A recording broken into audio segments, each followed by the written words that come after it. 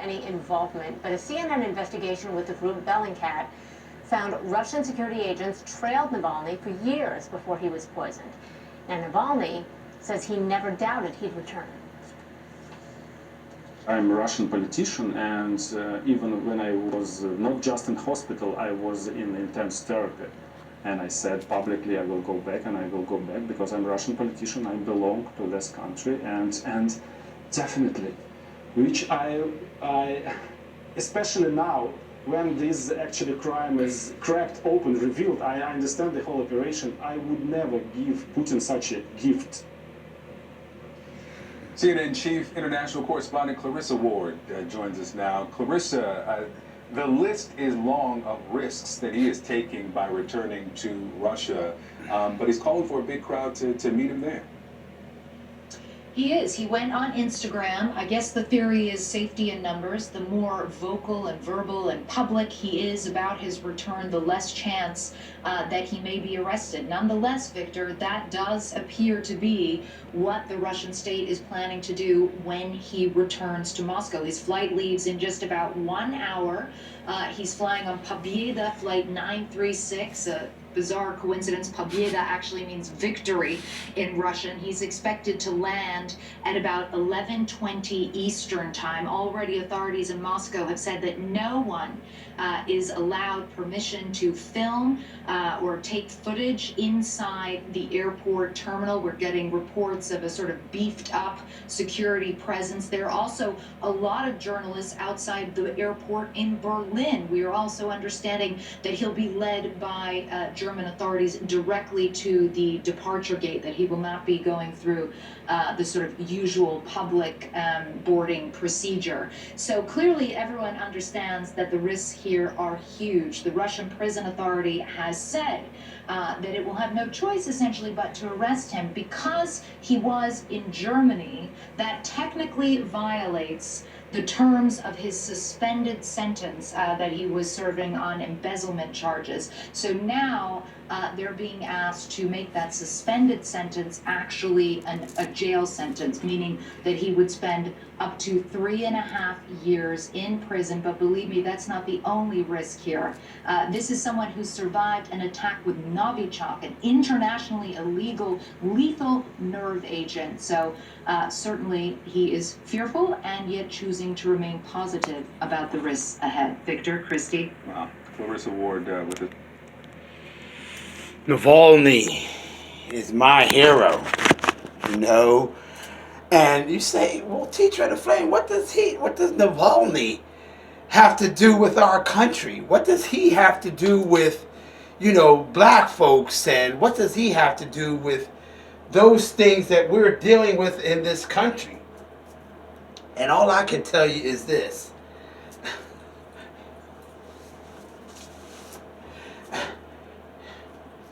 Shirts off, wrong glasses. Shirt off, power up. You know what I mean? All over the world. It's all about freedom for everyone. It's all about freedom to speak your mind. It's all about getting rid of dictators that try to do something that should not be done. And that is to try to jail, to try to enslave, to try to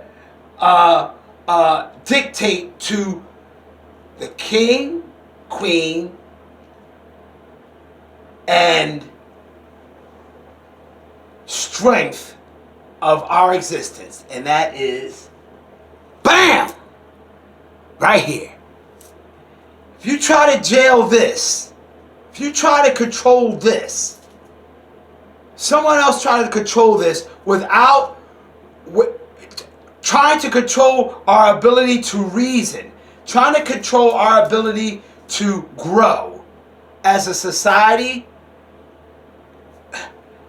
Anybody who's fighting against that has something to do with this country.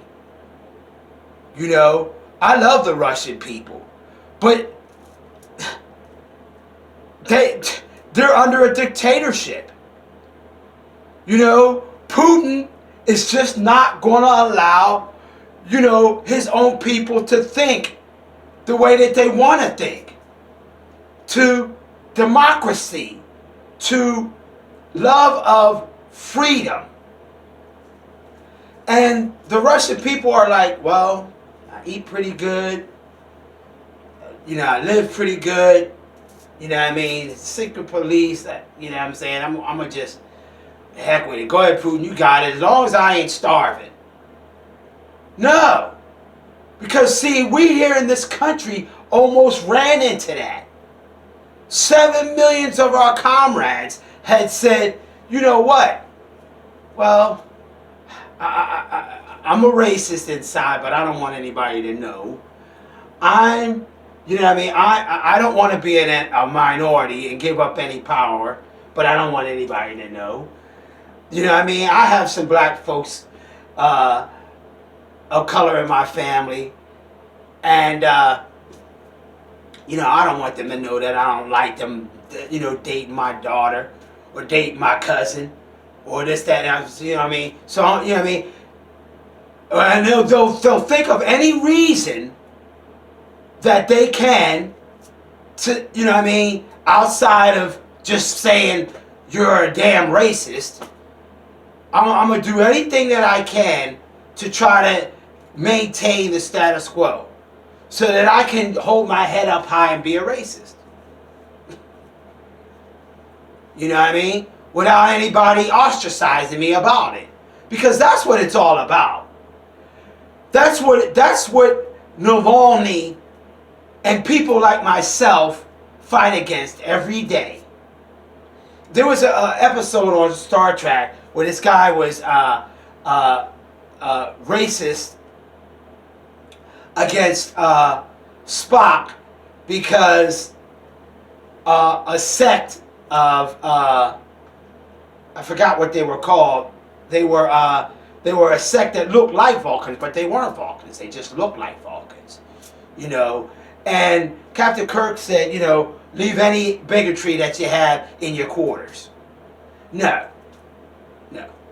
We can't allow that anymore. Because, see, that is what drives things underground. That's what drives the insurrectionists. That's what drives a lot of things that happen in our lives that we can't, we ask ourselves, why did that person think that way about it? Because we allow people to have their racism hidden in their closets. You know what I mean? They want us to allow them to be what they are in their closets. Look, if I like men, which I don't, I want to be 100 with it, and you could be 100 with it too. Fact of the matter is, I don't have to sleep with that person. You want to have that, good, but you want to be a racist? You got to come out with that. And then you got to tell me why you're a racist against me, because there's always a reason. There's always a reason why. You don't like my color. You don't like the fact that you know what I mean, that you perceive that I have something a little extra down there. You don't like the fact that, you know, a white woman could like something like that, something that bred you, something that is a part of your DNA. Whatever it is, come out with it. Come out with it. So that, you know, we can discuss what you think about me. Because every black man don't have something, ain't it down? Every white man ain't small. You know what I mean? Every black man, you know what I mean, just because he shows an air of confidence, ain't confident. You know? LeBron James seems to be the most soft-spokenest person. You know, he speaks loudly on the court. You know what I mean? But he's very soft-spoken outside of that, because there's a separation between those things. You know what I mean? So people need to understand each other on a deeper level, on a more concrete level, and until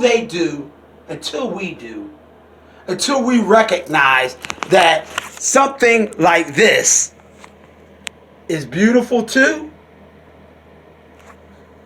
we ain't gonna be able to figure it out. I'll see you next time.